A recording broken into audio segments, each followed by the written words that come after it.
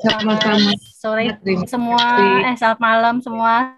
Shalom. Malam, shalom, Oke, saya shalom. mau menanyakan, iya, saya mau menanyakan dua hal nih sama Pak Roni ya. Silakan Ibu. Judulnya kan Ya, hari ini tentang melayani Tuhan. iya, Iya, soalnya saya kedengeran ya, nggak kerasa-kerasa ya. Oke, bagus, bagus. oke, oke, siap. Oke, saya mau tanya nih Pak, apa yang melatar belakangi Bapak untuk melayani Tuhan gitu? Karena kalau yang saya lihat background Bapak itu kan pengusaha nih Pak, ya kan? Beda dong pengusaha sama Iya, pendeta, sama-sama P, ya Pak ya. Satu iya, pengusaha, satu pendeta.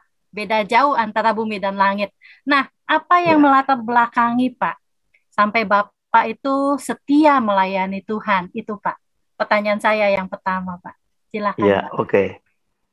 Oke, Bapak Ibu yang dikasih Tuhan, ada banyak orang yang bertanya kepada saya, sama seperti Bu Lestari, nanya apa yang melatar belakangi saya kemudian mau melayani Tuhan. Nah, saya sesungguhnya yang pertama kali, saya ini tidak menyadari bahwa Tuhan begitu mengasihi saya sejak saya masih kecil. Ya, saya belum sadar itu. Nah, ketika saya sudah mulai dewasa, khususnya saat saya mulai meniti karir saya, itu saya baru mulai sedikit merasakan bahwa Tuhan berpihak kepada saya ketika saat saya panggil pertama kali nama Yesus. Sebab apa? Di rumahnya papa saya, rumah semasa saya kanak-kanak itu ada gantungan, digantung salib yang sudah tua. Di antara kedua foto kakek nenek saya dari papa saya. Namun kami bukan orang Kristen yang betul-betul Kristen. Cuma KTP, ya, cuma KTP. Simbol-simbol seperti itu hanya kita pasang, kita nggak pernah ke gereja. Nah, pada saat seperti itu, saya waktu itu masih kerja di PT Gudang Garam, pabrik rokok terbesar di Indonesia saat itu. Nah, pada waktu itu, saya sedang berpikir, Tuhan, kira-kira apa yang papa mama saya bisa berikan untuk saya bisa bertumbuh. Saya pikir nggak ada karena saya lahir dari keluarga yang miskin, keluarga biasa-biasa saja. Nah, otomatis saya dengan kakak saya, laki-laki, Willy Suwono, yang saat ini sudah bersama mama saya ada di sorga, itu harus berjuang. Karena kami punya adik perempuan 2, yang beda usia dengan saya 7 tahun dan 10 tahun. Nah, karena kita laki-laki 2, kita sepakat kita berjuang untuk membangun ekonomi keluarga. Saya bekerja di gudang garam, kakak saya ada di Surabaya sebagai salah satu marketing manager dari sebuah perusahaan. Nah, di situ pertama kali saya sebut nama Tuhan Yesus.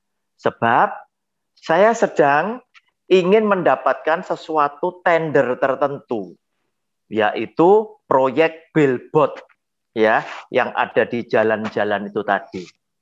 Nah, ketika saya mulai sebut nama dia, saya berusaha berdoa, Tuhan, ayo tender ini kasihkan ke aku dan kakakku, supaya kami punya rezeki untuk meniti masa depan.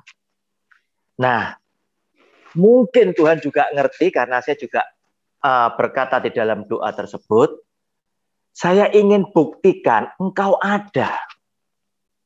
Saya ingin buktikan engkau mau bela aku. Dengar apa yang aku sudah sampaikan. Nah, saudara, singkat cerita, saya mendapatkan tender pada waktu itu senilai punya keuntungan kurang lebih sekitar 650 juta pada tahun 85 sampai 87. Waktu itu saya bagi bertiga, karena kita join bertiga, saya dapat kurang lebih 200 juta. Nah, 200 juta pada waktu itu setara dengan mobil Suzuki Cherry Pickup itu 1000 cc, itu baru 5 juta. Berarti pada waktu saya masih bujang, saya bisa beli 40 unit mobil pick up Suzuki Cherry. Nah, tetapi apakah hal seperti itu membuat saya bertobat? Ternyata tidak. Karena apa? Latar belakang saya ini anak yang jarang pulang. Jadi umur SD kelas 2, saya mulai mengenal judi. SMA, saya mulai mengenal zina. Dari situ, saya mulai berjudi dan lain sebagainya. Seringkali papa saya marah-marah dengan saya malah jarang pulang. Nah, singkat cerita, setelah saya mendapatkan berkat, tidak membuat saya bertobat. Tetapi membuat saya apa? Lebih powerful untuk saya bisa happy-happy. Nah, dari situ, kemudian suatu hari ketika kakak saya menikah, papa mama saya itu ada di kamar saya, kakak saya sama kakak ipar saya tinggal di Surabaya. Saya habis mandi, saya masuk ke kamar saya, tanpa sengaja saya mendengar perbincangan papa dan mama saya yang lagi ngobrol. Papa saya nanya sama mama saya, besok kita kalau sudah tua, menurut kamu enaknya ikut anak yang mana? Mama saya bilang, aku ikut sama Titi. Nah, saya dipanggil Titi.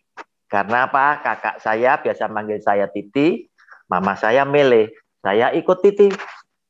Nah, itu sempat saya dengar. Sehingga waktu itu saya simpan ini.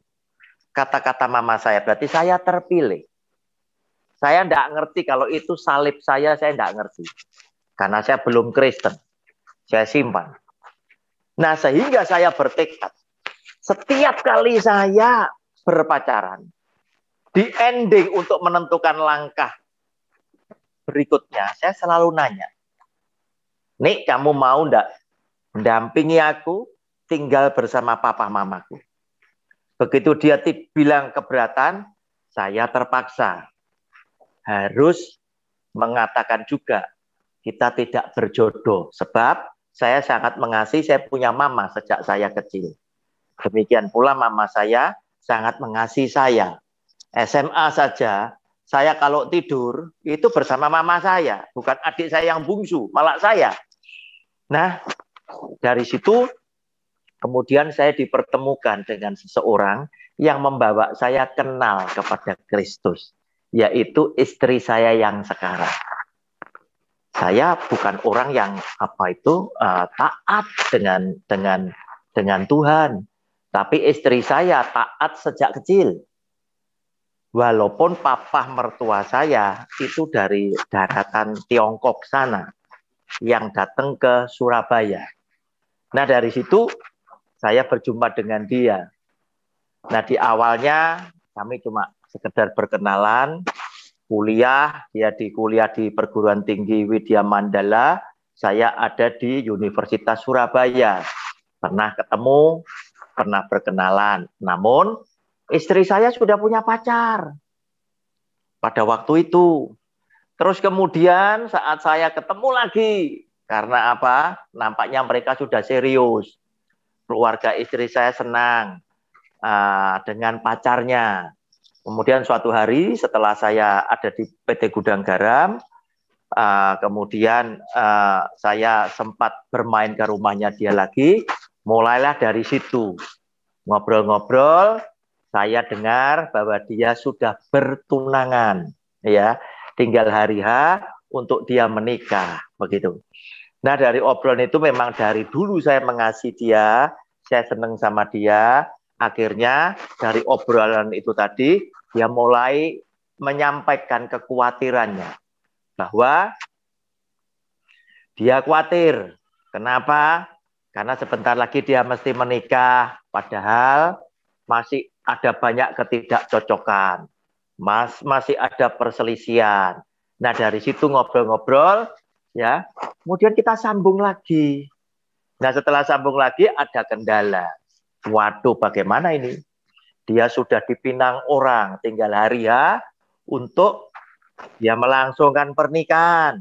Tetapi pada waktu saya ngobrol dengan dia tentang satu prinsip yang apa itu namanya menjadi salib saya tadi, saya harus punya istri yang bisa merawat kedua orang tua saya tawarkan, dia bilang, orang kalau sudah menikah, konsekuensinya harus ikut yang laki.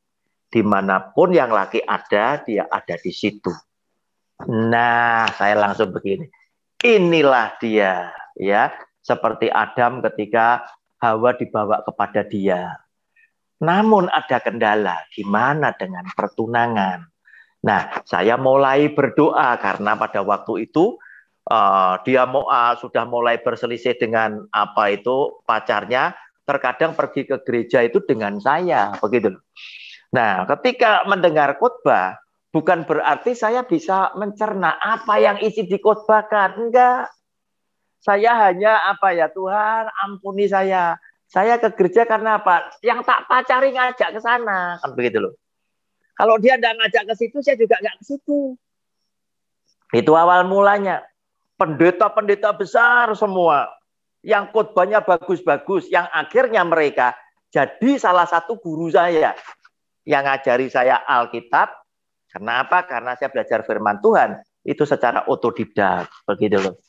Nah, dari situ saya mulai berdoa, Tuhan, kalau sekali ini Tuhan berikan dia menjadi pasangan hidupku yang sepadan dari Engkau, aku bertobat dan aku mau Engkau pakai.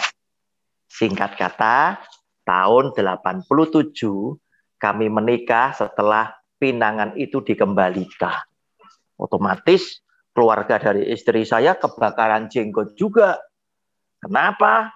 Karena mereka tahu background saya ini mahasiswa yang antara sekolah dan di rumah judi, di rumah kasino, banyak ada di kasino. Nah, demikian akhirnya istri saya tetap yakin dengan saya dan kami pindah ke kota Kediri. Kami menikah di apa itu, setelah menikah kami tinggal di kota Kediri bersama papa mama saya. Dan sekarang saya dikaruniai 3 anak laki-laki yang semuanya sudah married dan memberikan saya cucu 4 orang. Lewat pengalaman itu tadi, saya memenuhi nasar saya. Tuhan, aku mau melayani Engkau. Demikian Ibu Lestari, terima kasih. Luar biasa ya Pak, kalau yang saya dengar. Lalu gini Pak, kalau misalnya dulu misalnya Bapak suka judi gitu kan, Iya. terus Bapak setelah berkeluarga gitu, emang nggak ada maksudnya teman-teman yang dari judi itu manggil gitu. Misalnya, aduh Pak Ron, masa sih lu nggak kenal sama gue gitu kan? Ayolah kembali lagi gitu. Apa nggak ada godaan seperti itu Pak? Iya. Orang-orang di dunia gelap itu punya kehangatan kasih sayang lebih dari anak terang. Ya, kenapa? Karena terkadang kita hisap rokok itu bisa gantian. Kita minum kopi bisa secangkir. Apalagi kalau kopinya sudah nggak ada. Terus kemudian, karena kita biasa kumpul, satu nggak ada, nggak datang, dicari. Saudara hati-hati. Ya, anak-anak gelap itu punya kasih sayang, kehangatan kasih sayang lebih daripada kita. Dia lebih care. Kenapa? Karena mungkin mereka berpikir, kita kan senasib. Sepertinya sama-sama mengakui bahwa masa depan kita tidak teramat baik lah. Sama. Tidak teramat baik. Berarti menjalin kekeluargaan ini penting buat mereka. Nah, pada waktu itu banyak juga. Tetapi karena saya mengasihi istri saya dan saya pernah berjanji dengan saya cuma ngomong dengan istri saya. Tujuan hidupku cuma satu di dunia ini. Membahagiakan kamu. Nah, itu saya pegang. Saya pegang. Termasuk saya ini hobi makan durian. Anak saya tiga lahir, entah berapa belas tahun, saya nggak makan durian loh. Untuk istri saya. Sehingga saya sering kali khotbahkan kepada jemaat. Kalau engkau mengasihi, pasti engkau membenci apa yang dibenci oleh kekasih. Demikian Bu Lestari, terima kasih. Wow, dahsyat ya Pak ya. Kekuatan cinta nih ceritanya, the power of love. Iya, betul. Nah, betul Ibu. Nah, Pak, lalu begini, Pak. Ketika Bapak melayani Tuhan, gitu kan, Bapak diberkati, gitu kan, berkat keturunan ataupun berkat materi itu, Pak. Apakah Bapak setuju kalau hamba Tuhan itu kaya, Pak? Contohnya kayak Joseph Prin, ya, punya Harvest ministry, lalu Joel Osteen di Amerika punya hal yang sama juga, gitu kan. Banyak juga pendeta-pendeta di Jakarta juga yang kaya, gitu kan, punya ministry. Menurut Bapak, boleh nggak hamba Tuhan itu kaya? Oke, Bu Lestari. Jika Anda dan saya adalah orang yang mengasihi Tuhan, pasti Anda tunduk kepada yang tertulis, yaitu firman Tuhan. Jika firman Tuhan menulis mereka ada peluang untuk itu, saya setuju. Tetapi jika peluang itu tidak ada, saya pasti protes. Saya pasti protes. Sebab apa? Firman Tuhan yang ngomong. Tuhan Yesus bilang, ketika ada ahli Taurat orang Farisi yang mau mengikut kepada dia, Tuhan Yesus langsung bilang, wait. Kamu pikir dulu loh. Kamu mau ngikut aku? Kemanapun aku pergi, nanti dulu. Burung punya sarang. Serigala punya liang. Tetapi aku, anak manusia untuk meletakkan kepala saja, aku nggak ada. Nah, artinya apa? Kalau aku menjadi tuan, ayat selanjutnya, dia bilang, hamba tidak lebih dari tuannya. Maksimal sama sudah oke. Nah, sekarang kalau mereka itu seperti itu, ayat yang mana? Yang pertama, yang menjadi pegangan, kamu bisa ke sana. Kemudian yang kedua, ketika hamba Tuhan ini kaya, dia tidak bisa loh. Nyontoh para rasul, para nabinya tidak bisa loh. Ketemu di bait Allah orang yang lumpuh. Petrus dan Yohanes bilang apa? Ketika tatapan orang yang lumpuh itu tadi sejak kecil, itu diartikan oleh Petrus bahwa dia berharap Petrus dan Yohanes memberikan sedekah. Dia langsung bilang, emas dan perak aku nggak punya. Tetapi demi nama Yesus orang Nazaret, berjalanlah. Nah, sekarang kalau Joel Osteen, ya, Joseph Prin yang kaya-kaya itu ketemu ini tadi. Dia ngatakan ayat ini diketawain. Emas dan perak aku nggak punya, orang ketawa. Roh yang membuat orang ini lumpuh itu tertawa. Yang fair, yang real adalah dia bilang, emas dan perak, deposito aku banyak. Kan begitu. Nah, ayatnya nggak ada. Demikian Bu Lestari. Terima kasih. Oke, saya mau lempar nih ke ibu-ibu dan bapak-bapak. Barangkali ada pertanyaan buat Pak Roni. Silakan. Silakan. Ibu Julie atau Ibu Jane. Barangkali ada pertanyaan. Silakan Bu Julie. Ya, saya ingin tanya Pak. Iya, silakan. Apa? Aduh, kok putus-putus? Pak, menurut Bapak panggil sudah jelas kah, Pak? Halo? Enggak, putus Bu, enggak ada suaranya tadi. Putus, Coba ya? diulang dari depan. Coba diulang dari depan. Oke. Iya. Coba diulang dari depan. Oke. Iya. Apakah sudah terdengar, Pak? Sudah. Sekarang sudah. Iya, pertanyaan saya, pelayanan apa yang Bapak sekarang lakukan dan sebelumnya pelayanan apa dan sekarang apa yang Bapak sedang kerjakan untuk kerajaan Tuhan dan panggilan apa yang merupakan Tuhan berikan untuk Bapak sampai saat Iya. ini. Oke. Boleh, mungkin Bapak bisa Oke. sharing. Oke, Bu Juli. Jadi saya pensiun dari dunia bisnis itu tahun 2011. 9-10 perusahaan saya tutup. Karena pada waktu itu saya mendapatkan hikmat dari Tuhan, bukan dalam bentuk suara, tetapi Tuhan memberikan pengertian buat saya untuk saya melayani dia secara full timer. Padahal ketika saya sebagai pengusaha, saya sudah punya jadwal dalam 1 bulan yang saya batasi antara 20 sampai 25 khotbah dalam 1 bulan. Karena saya harus membagi dengan keluarga, dengan teman-teman, saya mesti bersosialisasi dengan para ulama. Karena apa? Saya juga menjabat sebagai wakil ketua paguyuban antar umat beragama di Kota Kediri selama 7 tahun, dan Kota Kediri mendapat award sebagai kota teraman di Indonesia itu 3 kali.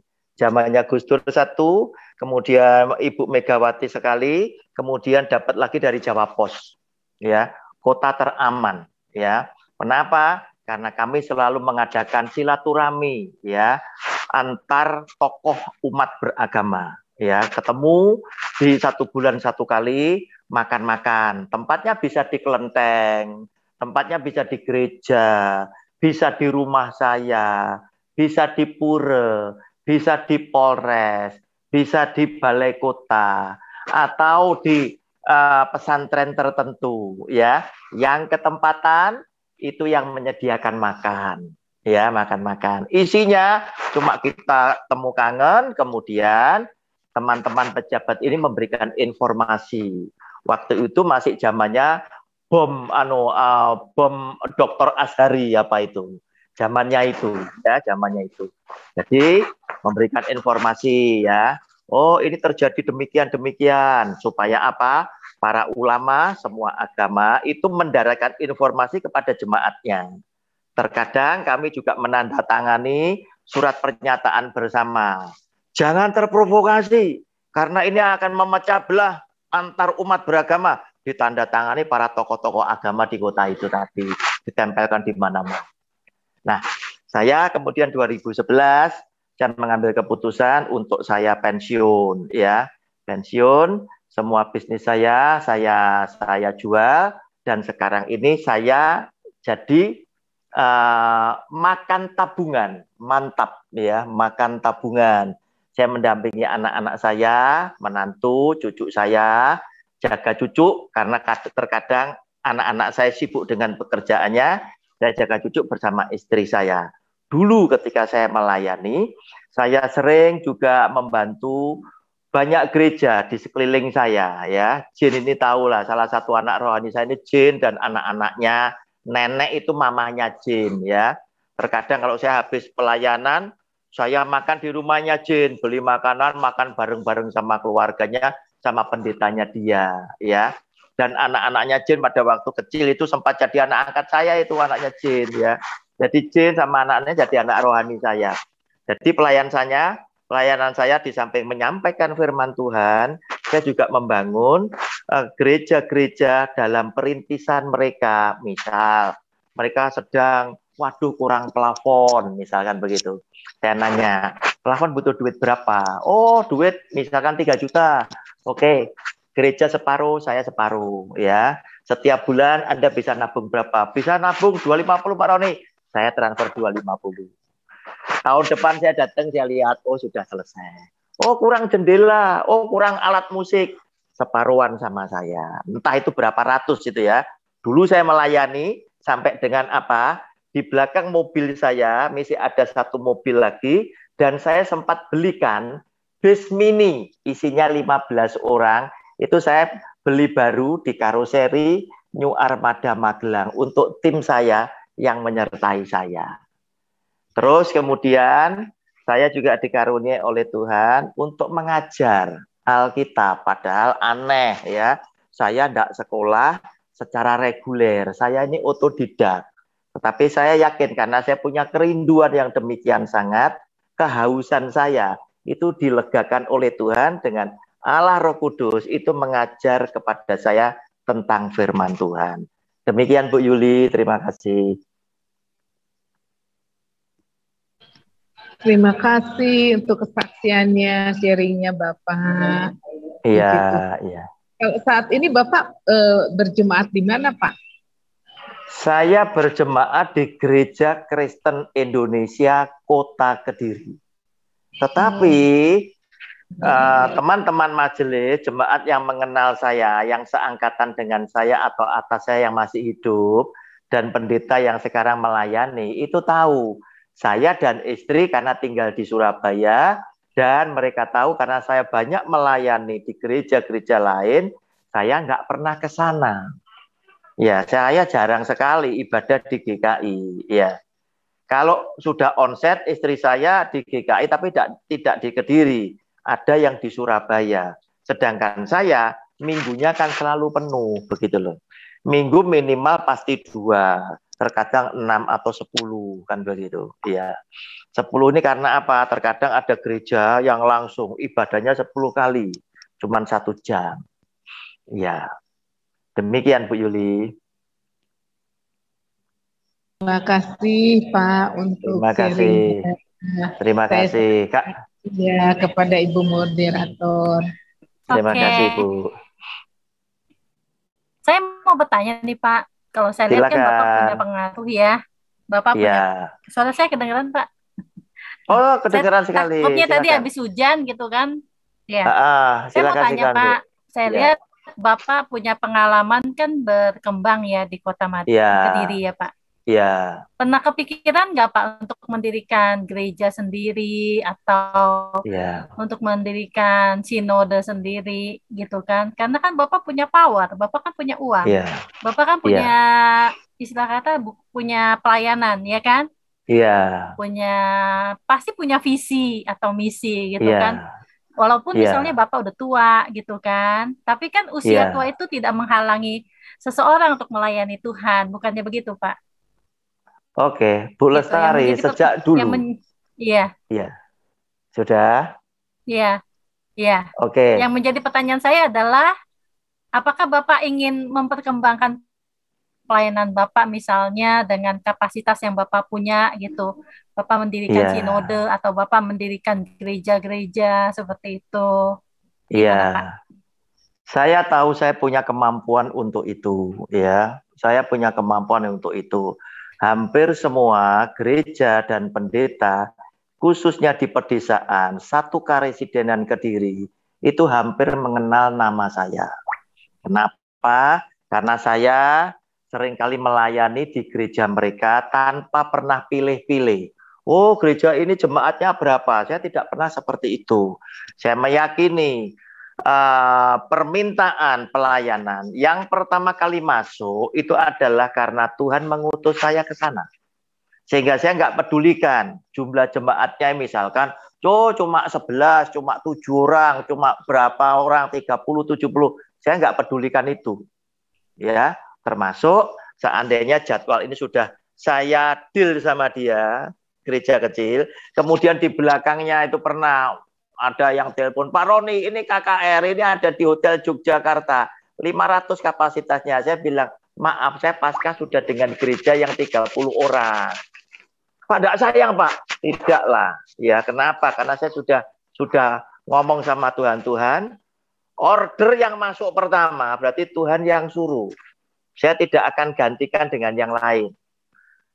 Nah, kenapa saya banyak melayani mereka? Saya nggak ngerti ya. Daya tariknya apa? Apakah betul khotbah saya ini menjadi berkat atau karena saya itu gratis tanpa PK? Ya, saya nggak ngerti ya. Tetapi saya yakin walaupun gratis tanpa PK, jika para pendengar itu kemudian tidak dapat apa-apa, tentunya para jemaat di desa itu juga tidak mengasihi saya. Setiap kali saya datang, mereka selalu datang bawa makanan, ya sedikit seperti perjamuan kasih, hanya untuk supaya apa? Nanti bisa kasih saya sarapan, ya. Terkadang mereka juga bawakan saya pisang itu satu tundun itu, ya. Banyak sekali yang bisa dipotong-potong-potong jadi mungkin satu potong itu bisa 30 pisang apa itu tadi ya, satu tumpuk itu tadi. Mereka bawa itu ya, terkadang mereka kasih saya pete ya, pete seperti jengkol itu. Mereka bawain hasil tanaman mereka, ada salak ya, terus kemudian ada durian ya. Kalau durian saya langsung gini, aduh durian ampun saya tidak akan bawa pulang ini. Kasihan istri saya. Langsung saya bagi semua itu dengan tim saya. Termasuk buah-buahan, siapa yang mau ya, ambil. Nah, saya tidak pernah terpikir ya, walaupun saya punya potensi untuk mendirikan gereja. Nggak usah bilang sinode dulu, terlalu muluk-muluk ya, karena masih ada persyaratannya ya, lebih berat. Katakan gereja ya. Kalau 500.000 jemaat, saya yakin saya bisa dapat ya. Tetapi saya tidak pernah terpikir untuk itu. Kenapa? Karena saya melihat kalau saya mau bisa berbuah dengan lebat, ya harusnya saya jadi seorang penginjil yang mengajar kepada orang-orang untuk mereka bisa juga memberitakan firman Tuhan. Dan sebagai penginjil berarti saya jadi milik kalian semua loh. Kenapa? Karena saya orang marketing. Saya tahu begitu saya punya merek sendiri, segmen saya jadi langsung sempit. Berarti Pak Roni, ini bahaya kalau saya undang. Nanti jemaat saya bisa ketarik. Itu yang saya tidak mau lakukan. Kenapa? Karena saya ingin berbuah lebat. Termasuk di Zoom ini. Saya sudah bilang sejak awal, Bu Erika, BCS bukan punya saya buat untuk Anda. Saya yang biayai tapi untuk Anda. Belum tentu orang semua percaya loh dengan omongan saya. Ya, tanya dengan Jin, apa ini yang tahu saya. Saya belikan base baru. Loh kalau Zoom aja ya duit kecil. Bukan saya sombong. Ya, base baru. Saya karoseri kol diesel untuk angkut tim saya. Dulu saya disertai dengan tim musik jumlahnya 27 orang. Di belakang saya khotbah. Pakai alat musik akustik yang saya beli semuanya. Dan yang membanggakan buat saya, salah satu tim musik saya itu menjadi gembala sidang di GKI dengan puluhan ribu jemaat. Nah, ini pengalaman. Sehingga saya ingin sekali seperti itu. Jadi Tuhan, saya tidak perlu besar. Saya cukup kecil. Saya katakan Bu Erika, BCS tidak perlu besar, kecil aja. Tetapi BCS bisa membuat orang lain jadi besar. Caranya gimana? Saya punya tim medsos hari ini masuk. Ada YT, YouTube, Roni Suwono. Itu Pak Fran. Pak Fran silakan ajar teman-teman yang mau mulai buat flyer. Terus kemudian mau caranya merekam video bagaimana, editing video seperti apa, buka akun di YouTube seperti apa sampai tayang di YouTube. Silakan Pak Fran ngajar ke sana. Nah, demikian pula siapa yang mau berkembang? Wah, Pak Roni saya kesulitan Zoom-nya. BCS masih punya ruang, silakan dipakai gratis. Pak Roni kalau tidak cukup gimana? Saya yang bayarkan untuk Anda, termasuk perpanjangan setiap tahun. Saya yang bayar. Sebab apa? Saya berpikir sederhana. Mulut saya cuma satu. Kalau hari ini saya sudah berkhotbah hanya di satu titik. Tetapi kalau banyak Zoom dari teman-teman pendeta, tidak usah pakai nama BCS, pakai nama gerejamu. Supaya kamu berkembang. Nah, berarti ada banyak mulut yang memberitakan firman Tuhan. Demikian Bu Lestari, terima kasih. Oke Pak, barangkali ada dari ibu-ibu yang mau bertanya kepada Pak Roni? Silakan. Ada lagi? Ibu Alien, Ibu Sami, ya. Silakan. Ibu Jen. Kalau yang saya lihat Pak Roni ini tokoh ya Pak ya. Kalau boleh dibilang satu tokoh yang luar biasa yang dipakai Tuhan. Jadi begini Bu, sebetulnya boleh, Pak, saya orang bertanya. Ya. Oke. Iya, kenapa Pak? Silakan Pak. Orang ditokohkan itu, orang ditokohkan itu kan karena mereka ngelihat buah, begitu loh. Sepanjang kita itu bertindak dengan bijak, dengan sesama yang heterogen khususnya, tentu mereka akan respect sama kita. Lihat Abraham, Ishak dan Yakub itu hidup tidak pernah jadi tuan rumah loh. Mereka sebagai orang asing. Namun kenapa? Mereka ini justru respect mulai dari Abraham. Sebab Abraham pandai bergaul. Demikian pula dengan kita. Oleh karena itu, hati-hati di dalam khotbah-khotbah kita yang ada di YouTube. Itu hati-hati. Hati-hati sekali. Kenapa? Karena terkadang hidup dengan orang yang banyak, yang heterogen ini butuh bijak di dalam penyampaian. Agar supaya mereka-mereka sahabat-sahabat kita yang di sana-sana itu tidak menjauh.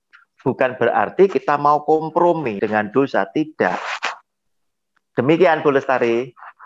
Oke Pak, kan kita semua kan punya amanat agung ya Pak ya, PR bersama Betul, nih Pak iya. dengan Tuhan Yesus, iya kan? Betul, iya. Kita pergi keluar, ya gak, Iya. mengabarkan Injil, ya kan? Betul. Memuridkan orang dan membuat mereka bisa memuridkan seperti kita. Iya. Berarti Iya. kalau boleh saya garis, berarti kita perlu memasukkan hidup kita, maksudnya memasukkan contoh teladan kita kepada orang lain. Seperti itu ya Pak ya? Betul. Seperti Kenapa? Karena itu adalah takdir Bu Lestari loh Bu.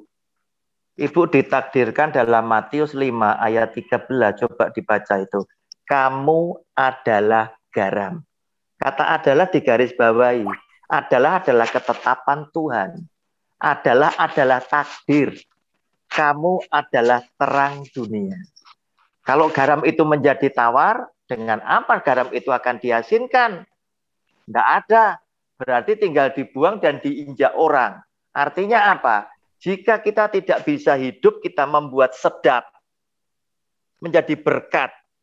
Di lingkungan di mana kita ada, artinya apa? Fungsi hidupnya kita sudah tidak ada.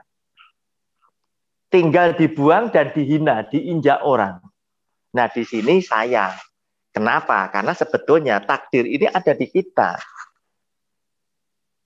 Oleh karena itu hati-hati. Jangan sampai fungsi garam, fungsi terang itu terhilang. Garam bicara tentang rasa. Bagaimana orang merasakan bergaul dengan kita. Terang bicara tentang apa? Tentang buah yang kita hasilkan. Mata orang lain melihat dan menilai kita. Nah, itu Bu Lestari. Oke, Pak. Sekarang saya mau tanya nih, Pak. Bagaimana tips-tips Bapak gitu kan supaya Bapak bisa memultiplikasi orang-orang yang Bapak layani supaya mereka siap juga seperti Bapak? Iya. Oke, tipsnya sebetulnya iya. Tipsnya sebetulnya sederhana sekali. Iya. Pintu masuknya kita kepada berkat yang pertama itu memang semua ada di Alkitab ya. Apapun kehidupan kita, Alkitab ini ada. Termasuk orang mau menyelewengkan Alkitab, bisnis ditutupi dengan Alkitab itu bisa juga. Walaupun mereka tidak fair, ya. Ada banyak bisnis yang pakai ayat-ayat Alkitab, salah satunya 5 roti 2 ikan. Itu hampir sempat menyeret saya masuk ke dalam penjara. Saya pernah sekali gabung dengan orang-orang yang seperti itu, hampir. Ya. Nah, Bapak Ibu, pintunya yang pertama adalah kita mesti hormatilah ayahmu dan ibumu. Ulangan 5 ayat 16. Di situ langsung sekaligus 2 janji berkat Tuhan itu diberikan buat Anda dan saya. Yaitu akan lanjut umurmu, keadaanmu baik di tempat di mana kamu tinggal. Ini pintu berkat. Sebab apa? Sebab Anda boleh lihat Ulangan 6 ayat 1 sampai 3. Ternyata kita bisa ngambil kesimpulan bahwa kita punya papa mama itu menjadi wakil Tuhan yang kelihatan di bumi.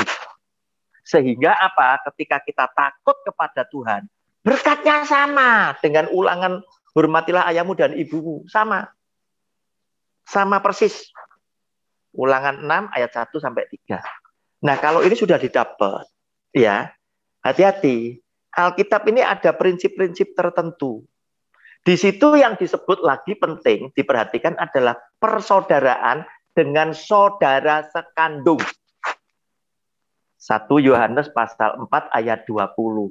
Kalau kamu berkata kamu mengasihi aku, namun engkau membenci saudaramu yang kelihatan, pasti kamu berpendusta. Itu tadi. Hati-hati. Nah, apakah kita juga mau mengajar ya orang-orang lain untuk kembali ya? Sebelum kamu menghormati Tuhan yang tidak kelihatan, orang tua ini loh. Hormat itu bukan cuma karena kamu santun, bukan.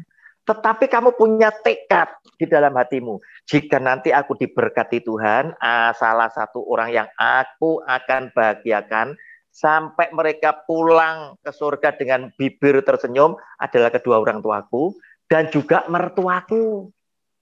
Sama. Terus kemudian saudara kita. Saudaranya istrinya kita. Apakah kita ke sana? Kalau ini masih belum, ya mohon maaf. Pintu ini kan jadi tidak mulus gitu loh. Anda untuk bisa meraih berkat.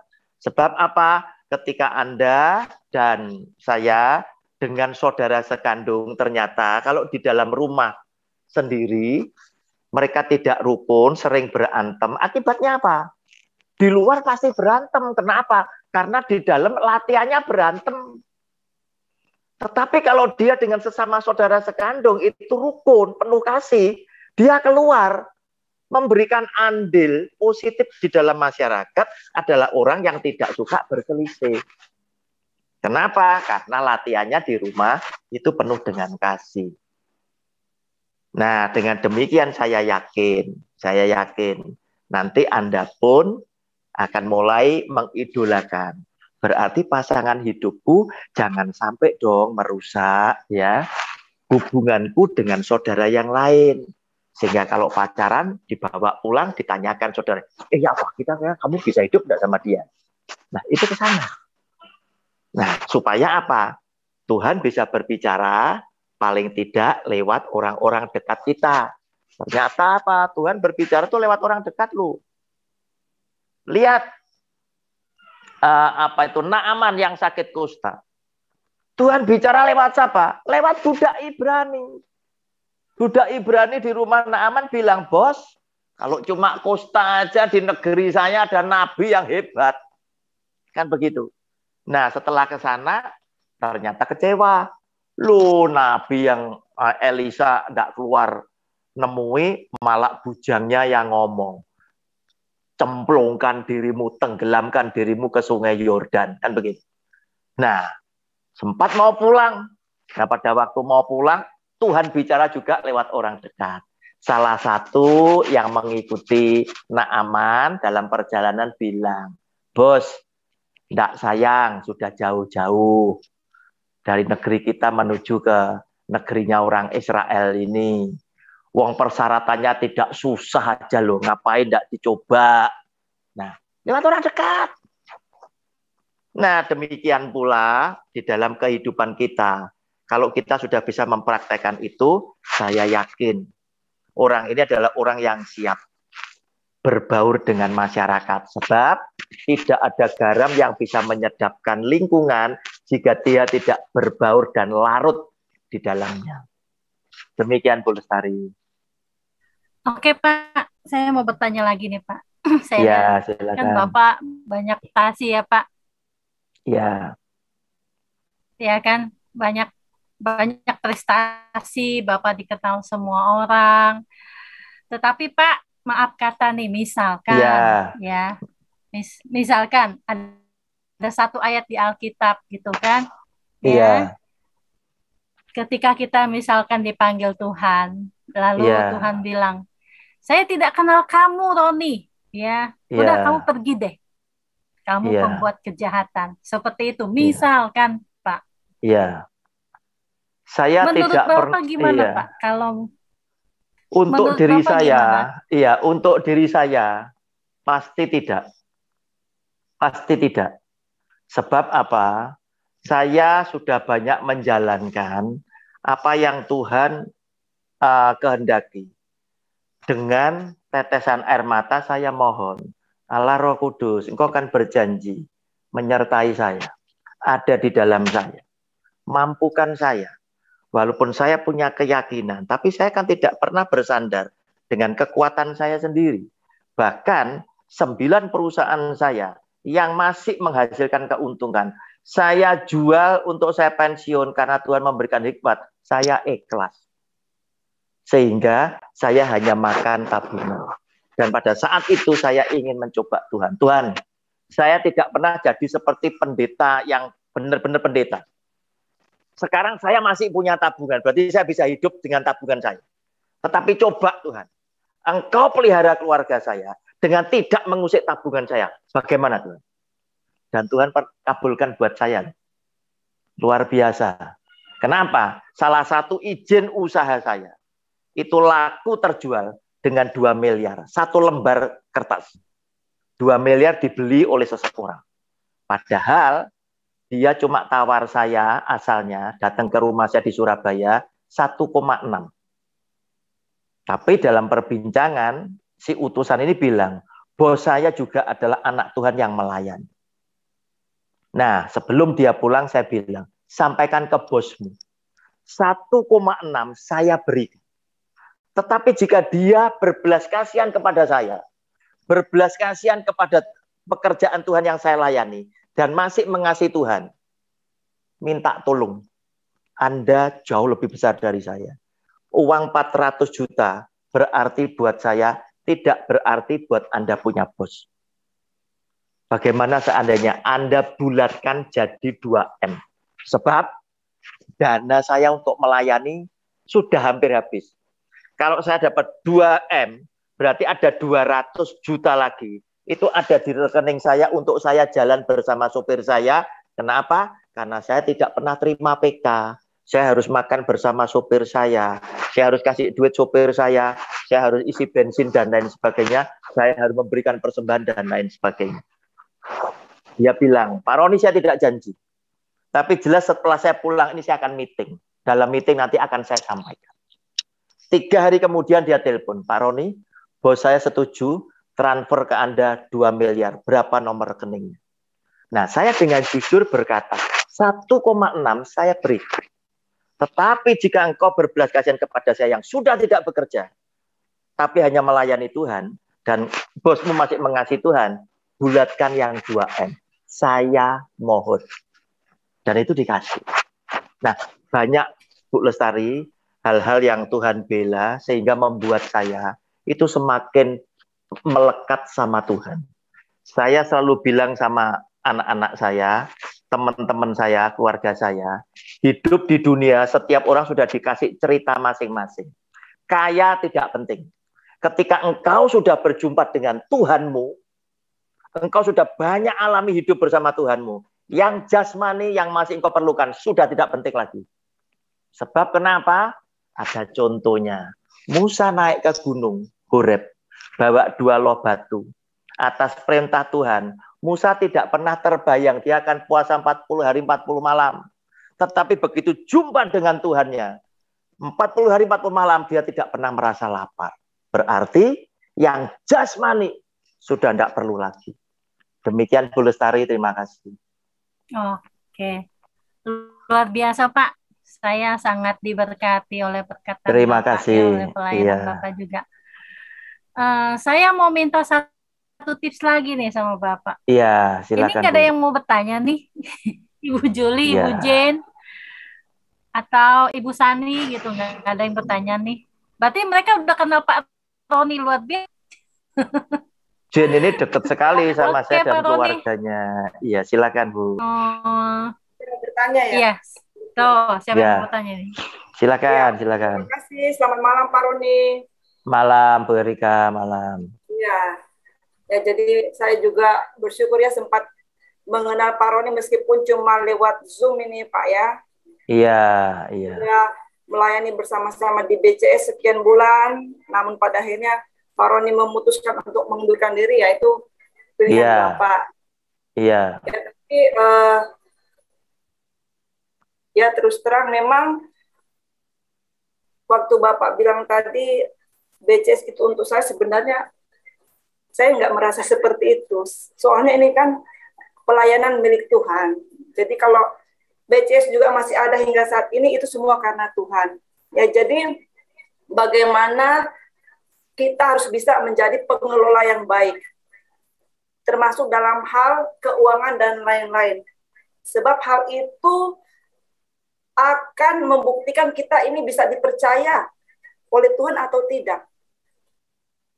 Kalau oleh manusia saja kita nggak bisa dipercaya, bagaimana kita begitu pede kalau kita akan dipercaya Tuhan hal yang lebih besar. Iya, jadi betul. Saya justru sebenarnya ini agak beban juga nih. Begitu Pak Roni mundur, bagaimana saya bisa mempertanggungjawabkan semuanya ini di hadapan Tuhan. Sebab BCS ini milik Tuhan, bukan milik Pendeta Erika seperti itu. Tapi puji Tuhan, BCS masih bisa ada, itu semua hanya kemurahan Tuhan. Yang saya mau bertanya kepada Pak Roni, kira-kira harapan-harapan apa lagi yang Bapak pengen capai nih Pak? Setelah sekian lama melayani Tuhan, yang mungkin ada harapan-harapan lain yang Bapak ingin capai, yang mungkin belum Bapak capai hingga saat ini. Ya, silakan Pak. Terima kasih. Harapan saya itu sederhana. Saya tidak pernah punya harapan muluk-muluk seperti orang yang ada di dunia selalu berkata, gantungkanlah cita-citamu setinggi langit. Enggak saya. Karena firman Tuhan selalu bicara, pikirkanlah hal yang sederhana. Artinya yang engkau bisa, yang ada di sekeliling kamu masih banyak. Nah, saya yakin seiring dengan usia saya yang sudah semakin tua nanti, saya dan istri saya mungkin akan menjadi orang tua yang seringkali didatangi mereka yang muda. Untuk mereka ini minta petunjuk lewat pengalaman kami di dalam kehidupan. Oleh karena itu, sekaligus di dalam talk show ini, ya, BCS, khususnya nanti Bu Erika yang memimpin sendiri. Salah satunya, orang itu bisa disukai dengan banyak orang jika dia mengerti tentang etika pergaulan. Nah, itu harus dijaga. Sebab dengan kita memahami etika tentang pergaulan, akan membuat orang yang berinteraksi dengan kita itu merasa nyaman. Karena Anda hormat, karena Anda dekat, karena Anda penuh dengan kasih. Iya. Oke. Tadi kita kembali ke tema ya Pak ya, tentang melayani Tuhan. Silakan. Melayani Tuhan salah satunya ketika kita bertemu dengan sahabat yang mungkin tidak sependapat dengan kita. Betul ya Pak ya? Iya, kan kadang kita melayani Tuhan bukan kita doang dong. Nah, betul. Ya, bukan kebetulan juga gitu kan. Saya diminta jadi moderator, tapi maksud saya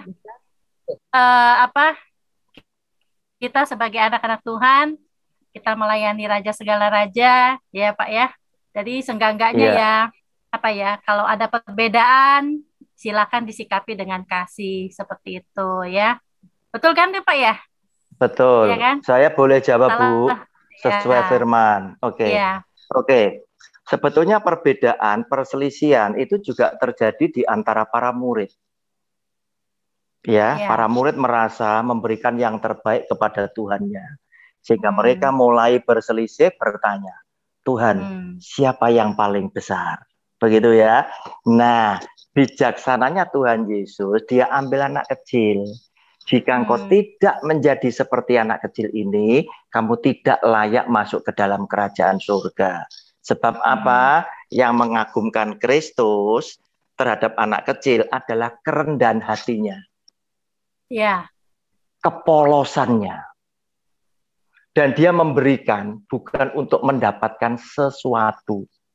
Ini anak kecil. Nah, saya mengadopsi yang itu. Bukti saya mengasihi, saya masuk juga enggak telat loh. Dengan Bu Lestari dulu saya loh. Kan begitu kan? Iya Pak, karena hujan bocor Pak. Ya oke. Rumah Bapak kan nggak bocor, tadi bocor. Jadi saya bebenahin dulu gitu. Minta maaf. Saya masuk. Mungkin tadi saya terlambat ya, tapi nggak terlambat juga. Enggak terlambat. Masih bisa ada waktu karena hujan bertanya. bocor, Pak. Ada, Jin. Ada yang mau bertanya lagi nih, Pak Roni? Nenek. Okay. Silakan. Oke. Silakan, Nenek. Nenek ini ibunya Jin. Oke. Silakan, Nenek. Ya. Salam Pak Roni. Shalom, ya. Saya mau bertanya kepada Pak Roni tentang pelayanan. Iya.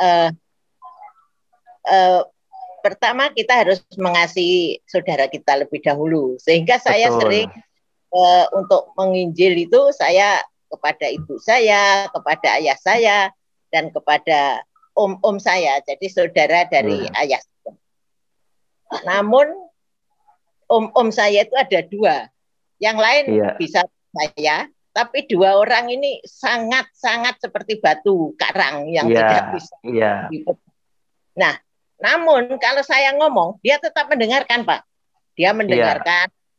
Kalau saya datang, dia mesti ngomong begini.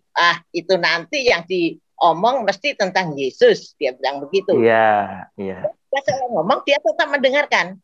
Nah, kalau setiap saya ketemu, jadi dimanapun dia berada ketemu, saya mesti ngomong dulu tentang Tuhan.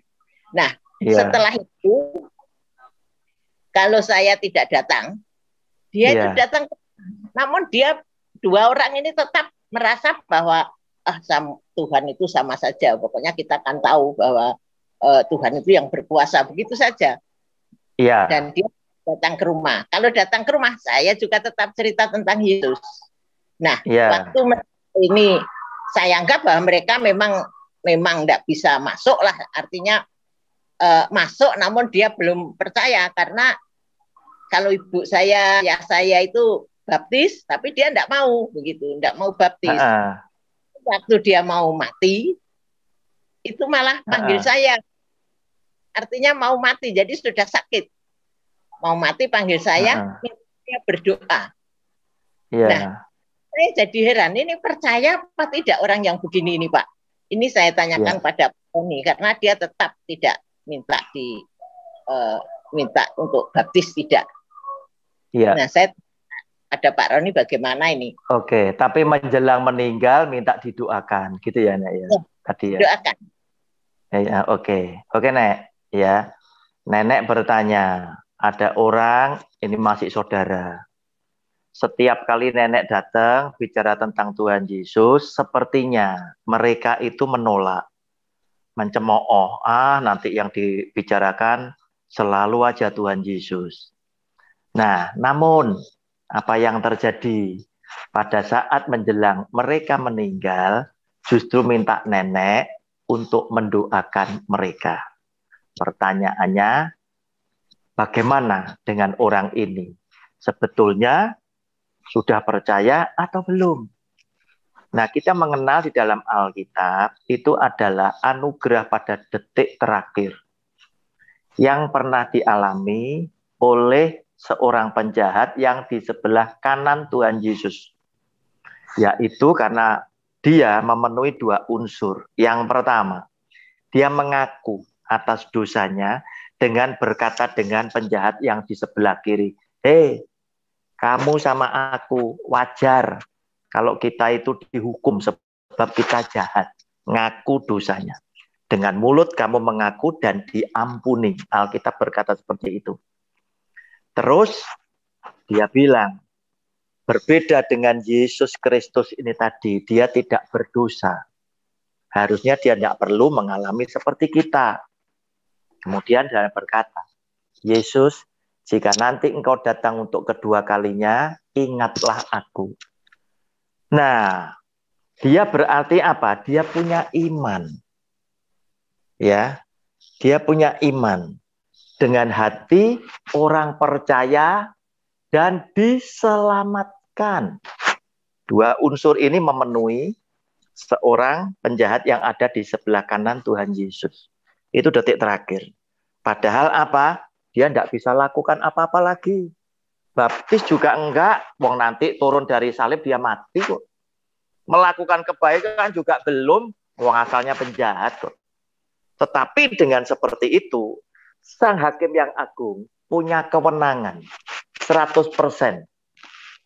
Sehingga perhatikan bacaan ayat-ayat Alkitab. Kadang dicampur adukkan dengan hal-hal yang bukan pada tempatnya, yaitu tentang menghakimi.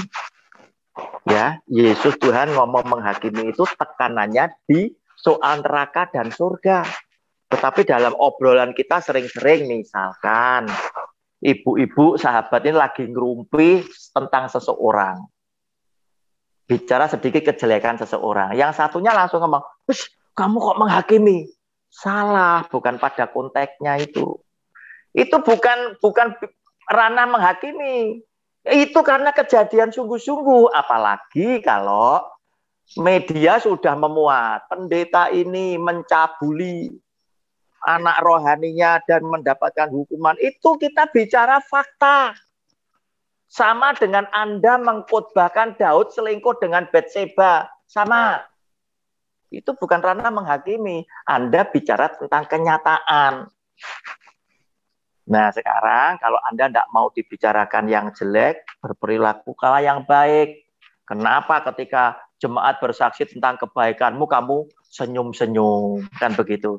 Tetapi ketika orang bilang tentang keburukanmu yang kamu lakukan, kamu sewot, kan begitu. Pertanyaannya, orang ini bagaimana? Orang ini, Nek, sebetulnya adalah orang yang mungkin pertama kali menolak. Tetapi karena kasih karunia Tuhan, kasih sayang Tuhan kepada umat ciptaannya, dia memberikan anugerah terakhir, memberikan kesadaran buat orang-orang ini untuk insyaf, untuk sadar bahwa dia itu butuh sang penciptanya. Sama seperti tokoh-tokoh dunia yang hebat-hebat, ya, yang pada waktu dia muda, dia lagi powerful, punya kuasa, dia menolak adanya Tuhan, dia ateis, tetapi menjelang ajal mulutnya menyebut Tuhan. Nah, sama, ya, kondisinya seperti itu. Sehingga saya berkeyakinan orang boleh sama-sama diselamatkan di surga, tetapi nanti orang akan punya kedudukan yang berbeda di hadapan Kristus sebagai Sang Pencipta. Demikian, Nenek, bisa difahami. Nek. Terima kasih, Pak Roni. Ya, terima kasih, Nek. Terima kasih. Nenek ini pendeta muda, Bu Lestari. Ya. PDM waktu muda. Ya. Ini tidak sia-sia ya, Pak, pekerjaan saya. Tidak sia-sia. Oleh karena itu, Nek, saya ini kan sekarang kan lagi punya komunitas para pemain golf. Ya, saya selalu dampingi mereka. Senin, Rebo, Jumat saya golf sama mereka.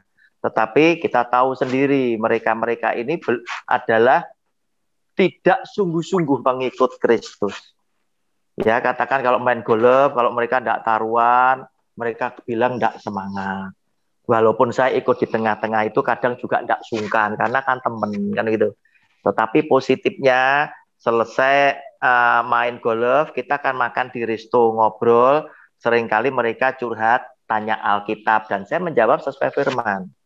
Nah, ada kelompok yang lain yang mulai ngerasani saya, membicarakan saya. Loh, Pak Roni kok kumpul dengan orang itu? Kelompok itu, saya bilang sama mereka sesuai dengan Alkitab. Ya, yang perlu tabib bukan orang sehat, tetapi orang sakit. Nah, saya tetap akan bertahan di kelompok ini. Saya tinggal berjaga-jaga waktunya Tuhan. Kalau saya tinggalkan mereka, menjelang mereka punya ajal, mereka kehilangan channel ke atas. Tetapi ketika saya ada di tengah-tengah mereka, ketika mereka sudah merasakan ajalnya dekat, mereka tahu ada agennya Tuhan yang menjadi sahabat mereka. Begitu, Nenek. Terima kasih. Oke. Luar biasa ya pelayanan Pak Roni masuk ke komunitas ya, Pak. Ya. Biasanya jarang loh, Pak. Luar biasa. Oke. Ibu, kalau namanya garam. Ya, kalau namanya garam, itu dibutuhkan makanan, minuman apa saja, Ibu? Amin, Pak. Harusnya nanti Anda pun kalau saya bisa. Undang Bapak khotbah boleh ya, Pak? Boleh, Bapak gratis, Ibu. Boleh. Di PD saya.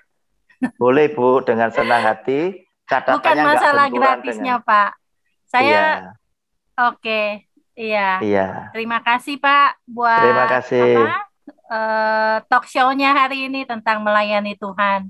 Ya, Pak Iya, ya. iya. Terima kasih. Salah satunya juga melayani perbedaan ya, Pak. Saya senang Betul, kalau Ibu. Bapak melakukannya dengan kasih Betul. Tuhan. Betul. Oke. Perbedaan itu selalu ada. Iya. Oke, Ibu-ibu dan Bapak-bapak. Iya. Tapi kita lakukan dengan kasih Tuhan ya, Pak. Ya. Pasti Jangan sampai ada harus. kepataan. Betul kan, Pak? Saya, Ibu, Karena join kan kita sama kadang-kadang teman nggak sadar saya. ya, Pak ya. Ya, orang yang biasa pahit itu langsung left. Keluar dari grup, keluar apa. Mana saya lakukan? Enggak kok. Iya. Saya nggak pernah seperti, kecuali saya ditendang. Nah, itu tadi. Pernah saya ditendang juga itu. Sama seseorang. Mendadak saya ditendang, saya sampai kaget, loh, salah saya apa? Kan begitu. Ya, oke Bu, silakan. Luar biasa Pak Roni. Oke, saya kasih 2 jempol Pak. Luar biasa. Oke Pak, barangkali dari ibu-ibu udah tidak ada yang bertanya. Oke. Itu ada saya yang kembalikan buka kamera. Kepada MC. Ada yang buka kamera? Enggak ada Pak. Itu ada yang atau Galaxy A6 ini siapa ini? Oh, ini namanya Ibu Linda Pak. Ibu Linda mau bertanya kepada Pak Roni? Silakan loh Bu. Itu Ibu jelas sekali. Diberkati malam ini. Oke, Ibu Afrida luar biasa. Itu Ibu Linda, silakan di itu apa mic-nya? Mic-nya belum dibuka Bu. Oke. Pak, malam Pak. Saya terima kasih ya sebagai pendengar, tetapi saya bisa ambil seharinya. Intinya saya sangat diberkati, walaupun dimanapun juga kan lebih banyak pengalaman Bapak daripada saya. Saya juga ada pelayanan, tetapi pelayanan kecil-kecil, rumah-rumah gitu. Jadi nggak seperti Bapak, enggak. Memang yang saya rasakan nih Pak, ini kan semua kan juga berbagi ya Pak ya. Setiap file pasti ada perbedaan tuh, pasti ada. Cuman kalau menurut saya sih ya saya sudah diterima apa adanya. Nanti kalau kita beda pendapat dengan teman ya jadinya ribut. Jadi lewat Bapak ini saya sungguh-sungguh diberkati, harus menyerahkan kepada Tuhan. Nanti Tuhan yang akan atur gitu Pak. Iya betul Ibu. Terima kasih. Isi ke PD-nya Bu Lestari juga boleh. Saya kan ikut ke Bu Lestari juga. Terima kasih.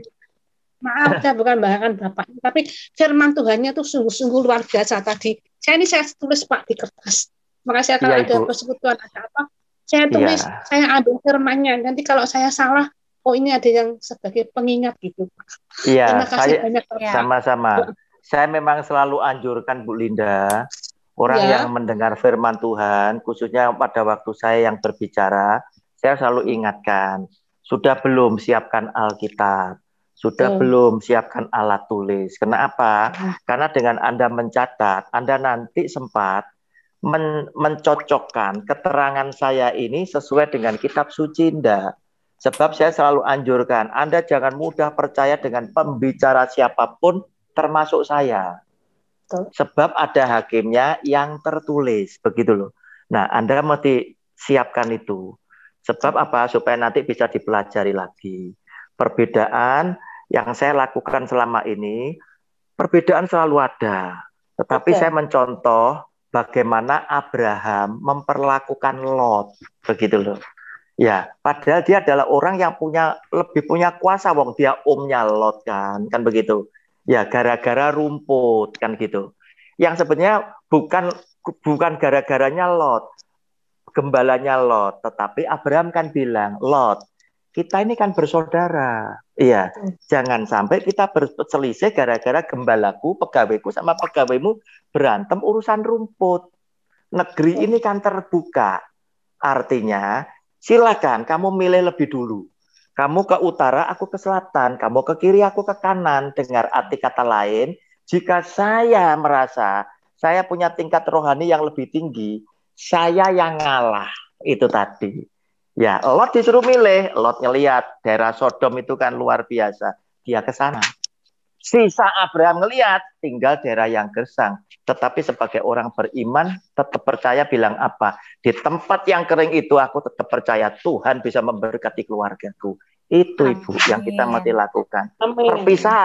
Perpisahan tidak bisa dihindari kalau sudah seperti itu, gitu loh. Nah, tapi gimana kita menjalankan perpisahan itu penting, bukan untuk saling merusak. Buktinya apa? Begitu Lot tertangkap, kena rampok itu tadi, Abraham juga yang bawa orang 300 untuk bebasin Lot, sehingga Abraham datang dengan persembahan persepuluhan kepada Melkisedek. Itu tadi ceritanya, betul ya? Nah, Lot juga Sodom dan Gomora mau ditunggang balikkan. Abraham yang berdoa ngomong sama Tuhan, Tuhan, apakah Engkau akan membunuh orang benar bersama orang fasik? Oh, pasti tidak. Tuhan, ada Lot keponakanku. Gimana kalau ada orang 50, Tuhan? Oh, kalau ada orang 50, aku tidak jadi tunggang balikkan. Tuhan, 45. Ya sudah 45. 40. Ya sudah 40, 30. 20 sampai terakhir 10. Ternyata apa? Tidak ada. Nah, lihat ya. Orang yang penuh kasih walaupun dia berpisah, ikatan kasih masih ada. Kalau kamu kesulitan, aku tolong. Kamu akan ditunggang balikkan sama Tuhan, aku berdoa untuk kamu loh. Itu Abraham. Nah, bapaknya orang percaya, ibu dan saya mesti contoh yang demikian. Perpisahan tidak bisa dihindari. Amin. Saya tunggu undangannya itu. Iya. Handphone saya sudah tahu belum? Nanti bingung. Belum, tanya Bu Erika ya. Iya, nanti saya minta sama Ibu Erika. Oke. Nanti saya mau undang Bapak saja. Saya nanti mau undang Bapak. Ada saksinya Ibu Linda. Nanti saya mau undang Pak Roni ya untuk khotbah di PD saya, Pak. Terima kasih. Seneng kalau Anda punya tema, Bu, supaya apa? Sesuai dengan kebutuhan jemaat gitu loh. Ya, kalau Anda punya tema lebih baik, kalau enggak ya berarti bebas, saya nentukan sendiri. Temanya sih tentang ini, Pak.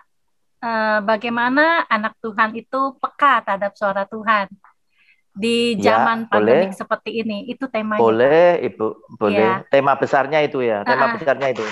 Ya, subtemanya tinggal menyesuaikannya. Tapi nanti, seperti itu. Dan saya mau undang Bapak kalau memang Tuhan izinkan nanti bulan Februari, Pak. Februari. Boleh, Ibu. Ya. Boleh ya, Pak ya? Iya, Ibu. Boleh, Ibu. Iya, seperti itu, Pak. Ya. Jadi saya jauh-jauh hari nih booking Bapak. Ya, Februarinya tentukan langsung. Masih ada 2 bulan. Minta maaf bicara. Kalau omset itu sudah jalan, biasanya jadwal saya minggu itu kedua, kan Pak. padat. Hari Minggu minggu kedua. Iya. Oke, jamnya jam berapa Bu? Minggu kedua, jam 4. Jam 4 sore. Oke. Jam 4, iya. Nanti segera saya catat. Seperti ya. Itu. Oke. Iya, Bu Lestari. Terima kasih. Oke, Pak. Ya. Terima kasih Pak Roni, ibu-ibu semua. Luar biasa.